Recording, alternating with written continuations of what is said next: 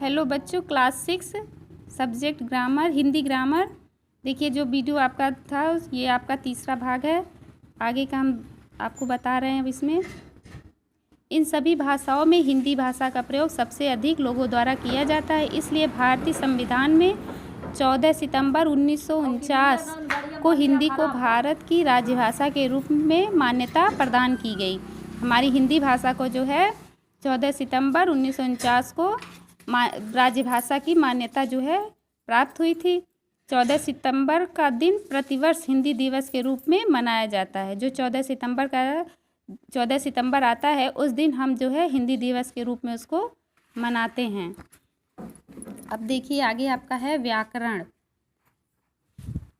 व्याकरण ग्रामर, किसी भाषा का व्याकरण हमें उसके नियमों की जानकारी देता है, बताता है शब्द या वाक्यों का शुद्ध रूप क्या है।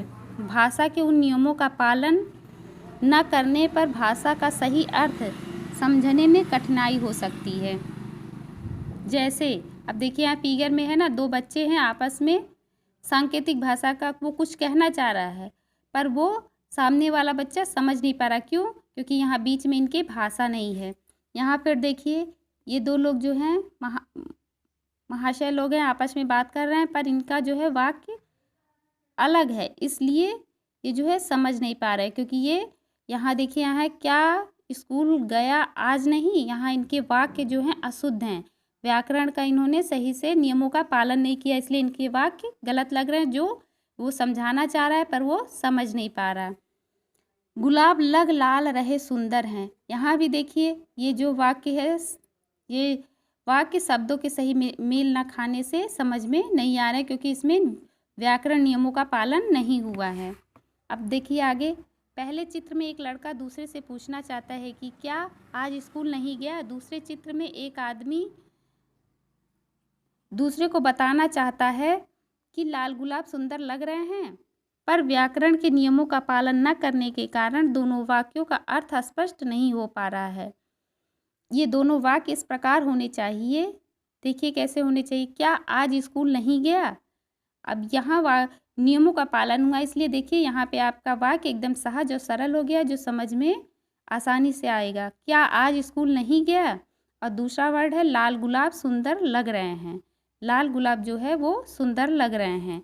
अब ये वाक्य व्याकरण के नियम में बंध गए हैं, जो पढ़ने में सरल लग रहे हैं। इनमें हमारी बात भी पूर्णतः स्पष्ट हो रही है कि हम किसी से क्या कहना चाहते हैं, वो समझने वाला भी समझ रहा है।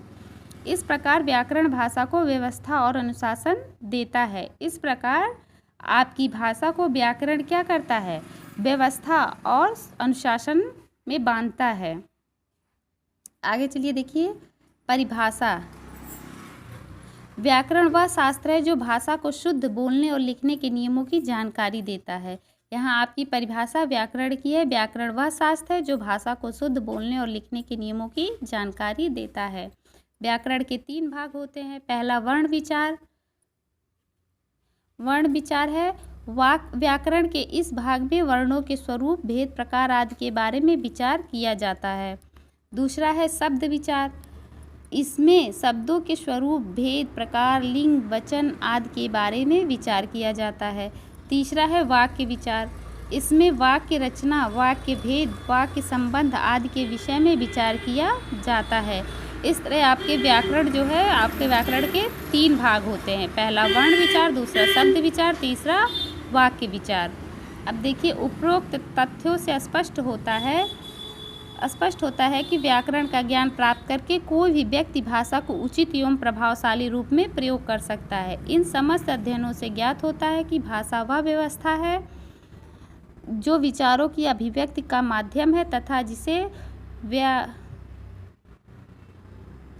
जिसे व्याकरणिक दृष्टिकोण से शुद्धता एवं सर्वमानकता प्राप्त होती है।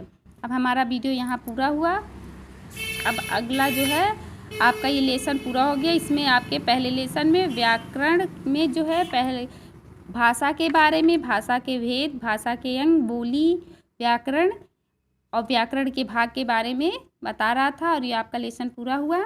अब हम अगले वीडियो में आपका जो है क्वेश्चन आंसर देंगे। धन्यवाद।